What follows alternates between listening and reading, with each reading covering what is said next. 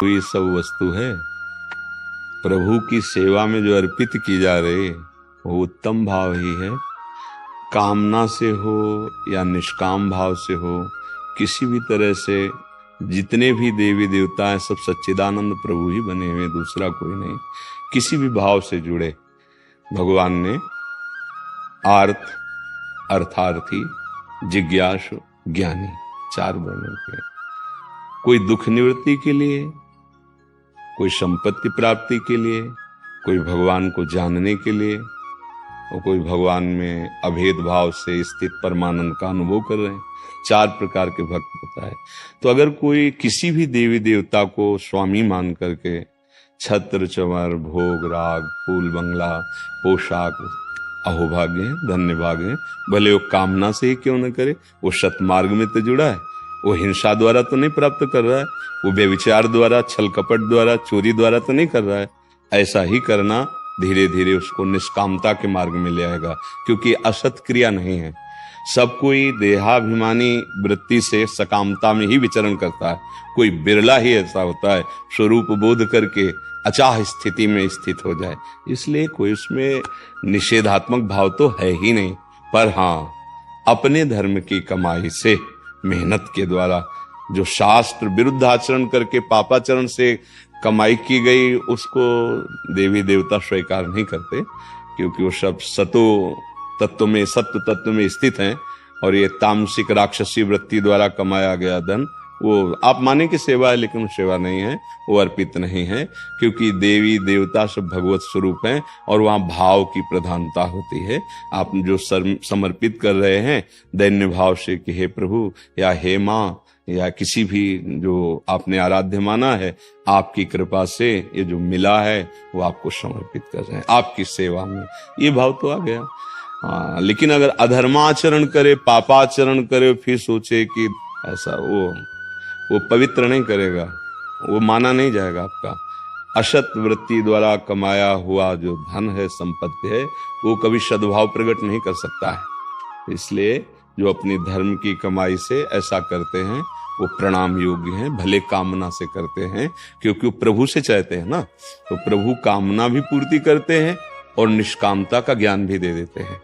जैसे जैसे प्रभु प्रसाद जो आपको मिला है, तो आपके अंदर उससे वैराग्य उत्पन्न होगा, वो स्वयं ज्ञान देते हैं। जैसे करदम जी महाराज पत्नी प्राप्ति के लिए भगवान की तपस्या की, 10,000 वर्ष, भगवान प्रकट हुए, उन्होंने मांगा कि मुझे मेरे अनुरूप पत्नी मिले, तो देवहूति जी प्राप्त हुई उनको।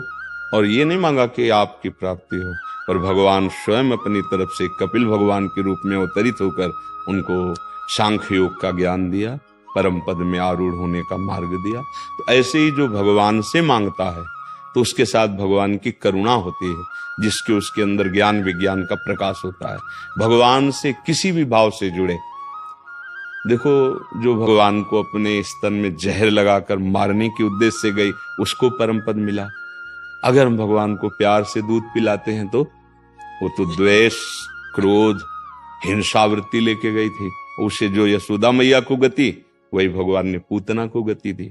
शिशुपाल गाली बकता था, जैसे वेद का स्तोत्र गाने वाले, निरंतर मनन करने वाले मुनियों की परम गति, वही शिशुपाल की गति है। अघासुर, बकासुर, ये भगवान के पीड़ा पहुंचाने के भाव से गए, इनका परम पद मिला।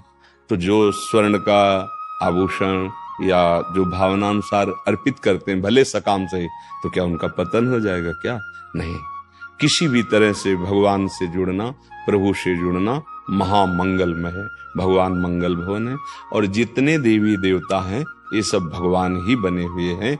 यदि ये भाव आ जाए कि स्वयं भगवान है तो निश्चित कल्याण हो जाए। पर जब हम उनको एक सीमित शक्ति के अंतर्गत देखते हैं, कोई देवता है ना, उसकी एक सीमित सीमा है शक्ति की, वो लोकपाल है तो उसकी उतनी ही सामर्थ्य है, लेकिन भगवान महेश्वर है, अनंत सामर्थ्यशाली है। तो जब सीमित भाव करके किसी देवता का यजन करोगे तो तुम्हारी तपस्या या तुम्हारी सेवा के अनुसार ही फल मिलेगा। जैसे व्यापारी की दुकान में जब 100 रुपया है तो आपको उतना ही मिलेगा, ऐसे देवी देवताओं के द्वारा जो दिया जाता है वो निहित शक्ति, क्योंकि आपने उनको भगवान नहीं माना। अगर साक्षात भगवान मान ले जब कुत्ते में भगवत साक्षात्कार कर लिया नामदेव जी ने, तो फिर किसी भी देवी देवता में जो भी है वो सच्चिदानंद भगवान है, बस फिर वो काली ही कृष्ण दिखाई देने लगेंगे, सब में वही विराजमान है। तो किसी भी भाव से हम भगवत भाव में जुड़े कि साक्षात प्रभु ही, जितना भी चराचर रूप है ये प्रभु ही है, हम कहीं एक जगह मान ले बस बात बन जाएगी।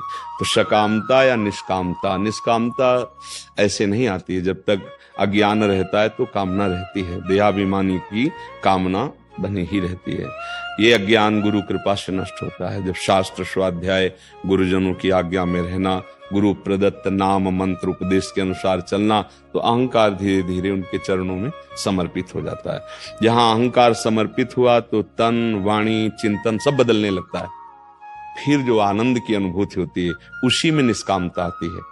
निज सुख बिन मन होई कि थीरा, जब तक आत्मानंद का, भगवदानंद का अनुभव नहीं होता तब तक निष्कामता वाणी से भले बोली जाए वो नहीं होती, वो आंतरिक रहती सकामता।